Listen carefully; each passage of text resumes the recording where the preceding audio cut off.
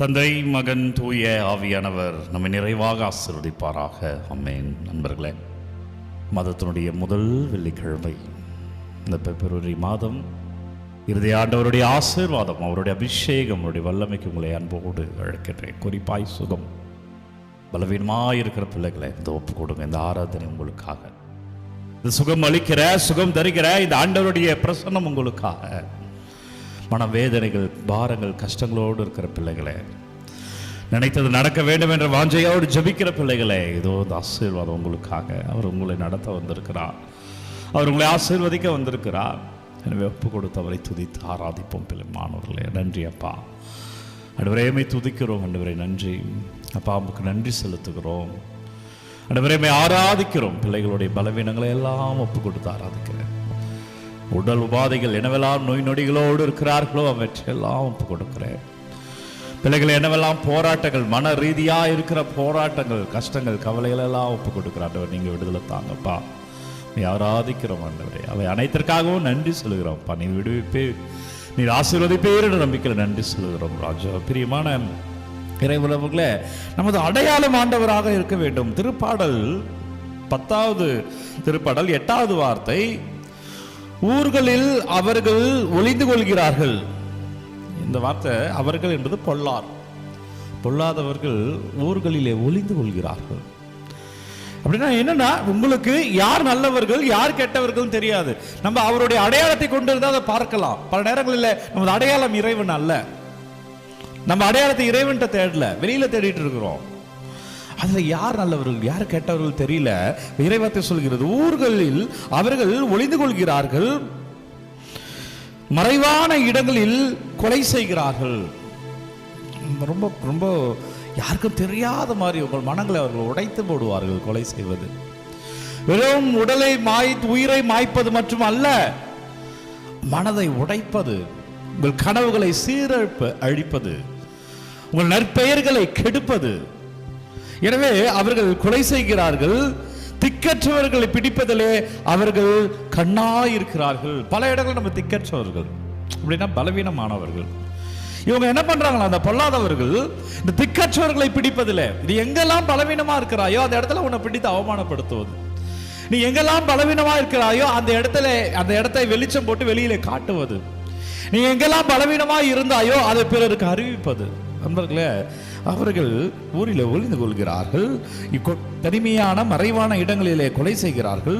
திக்கற்றவர்களை பிடிப்பதிலேயே அவர்கள் கண்ணாய் இருக்கிறார்கள். எனவே பிரியமானவர்களே, அடையாளத்தை ஆண்டவர்கிட்ட தேடுங்க. போதும் இவர்களெல்லாம் நம்பினது, போதும் இந்த உலகத்தையெல்லாம் நம்பினது. அடையாளத்தை ஆண்டவர்கிட்ட தேடுங்க. இந்த உலகத்தில் எப்படி வாழணும், இந்த உலகத்தில் யாழ் நம்பணும்னு சொல்லுவார். உன் அடையாளம் இறைவனாக இருக்கணும். அந்த அடையாளம் இல்லாத ஒருவரை தான் இன்றைக்கு ஆண்டவர் நற்செய்தியை இன்னும் ஆழமா நமக்கு ஒரு மேற்கோள் தருகிறார் பாருங்க. இந்த அடையாளம் இல்லாதவர் யார் என்றார். மார்க் நற்செய்தி 6வது அதிகாரம் இறைவார்த்தை 14 29 வரை உள்ள இன்றைய இறைவார்த்தையிலே, ஏரோது ஆண்டவரிடம் அடையாளம் இல்லாததால் ஏரோது பெரும் தவறுக்கு ஆளானார். அவருடைய வெட்டி கௌரவம், போலியான வாழ்க்கையும், திருமுழுக்கியவன் நல்லவர் என்பதை ஏரோது அறிவார்.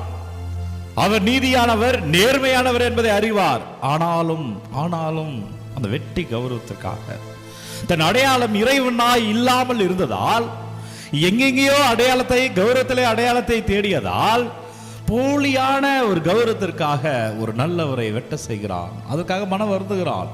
ஆனாலும் அந்த கௌரவத்திற்காக தன் பிறப்பித்த ஆணையை, திருமுழுக்கியவனின் தலையை வெட்ட சொல்லி ஆணை பிறப்பிக்கிற ஏரோது, கௌரவத்திற்காக அதை திரும்ப பெறவும் அவனால் முடியல. காரணம் கௌரவம். நம்ம கூட வாழ்க்கையில் நம்ம கௌரவத்தை வெவ்வேறு இடங்களில் வைக்கிறோம். நம்ம கோயிலுக்கு போய் ஆண்டவர் பிள்ளையா இருப்பது தானே ஆசீர்வாதம். ஆனால் வெளியில அடையாளங்களை தேடுவதால் அது கௌரவமாக பார்க்கப்படுகிறது. நான் இந்த ஜாதி கௌரவம், நான் இந்த ஊர் கௌரவம், எங்க குடும்பம் எவ்வளோ பெரிய குடும்பம் தெரியுமா, பாரம்பரியமான குடும்பம் தெரியுமா, கௌரவம். எங்க பரம்பரை எப்பேற்பட்ட பரம்பரை தெரியுமா, கௌரவம். எனவே பிரியமான அன்பு இறை உறவுகளை, உன் அடையாளம் ஆண்டவராக இருக்கிற பொழுது அதெல்லாம் ஒன்றுமே கிடையாது. நீ ஏன் இதெல்லாம் பிடிச்சிக்கிட்டு நான் பெரியவன் பெரியவன் பெரியவன் பெரியவன் அடையாளப்படுத்திக்கிறேன்னா, உனக்கு அடையாளம் ஆண்டவர்கிட்ட இல்லை என்பதை குறிக்கிறது. நீ உண்மையான ஆசீர்வாதத்தில் இல்லை என்பதை குறிக்கிறது. ஒருவரை தாழ்த்தி உன்னை உயர்த்தி காட்டி அடையாளத்தை தேடுற. ஆனால் ஆண்டவர் உன் அடையாளத்தையே உனக்கு தருபவர். ஒருத்தரை அழிப்பதால் அல்ல, எனக்கு ஒரு அடையாளம் இருக்குது, அதை தருகிறது என் கடவுள் மட்டும்தான். ஏரோது இந்த இறைவனிடம் இல்லாததால் ஒரு நல்லவரை கொன்றான், தலையை வெட்ட சொல்லி கொலை செய்கிறான். காரணம், அந்த ஆண்டவரை தேடி இருந்தார்.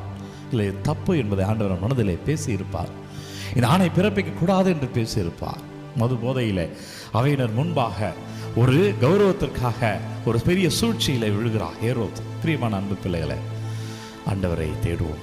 அடையாளங்களே ஜாதியிலும், அடையாளங்களே ஊர்களிலும், அடையாளங்களே உங்கள் பரம்பரையிலும், உங்கள் குடி பெருமையிலும் தேடுவது அல்ல.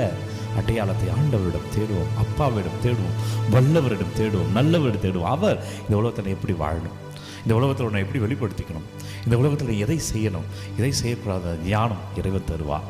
ஏரோது இந்த அடையாளத்தை பார்க்க மறந்தான். எனவே அவன் பாவம் செய்தான்.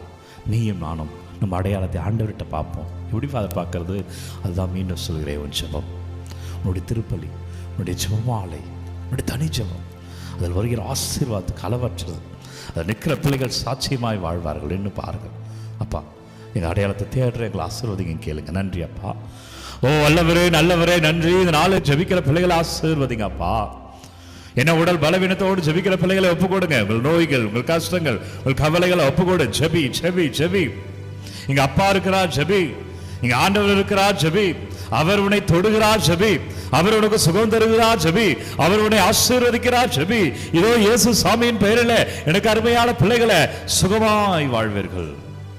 நம்பிக்கையோடு ஜெபிக்கிற பிள்ளைகளை இதோ நற்கரணை ஆண்டவர் ஆசீர்வாதத்தில் சுகமாய் வாழ்வீர்கள், ஆசீர்வாதமாய் இருப்பீர்கள். நற்கரணை ஆண்டவர் ஆசீர்வாதத்தில் எனக்கு பிரியமான பிள்ளைகளை அபிஷேகத்தை அறுவடை செய்வீர்கள். ஆண்டவருக்கு சாட்சியமாய் இருப்பீர்கள்.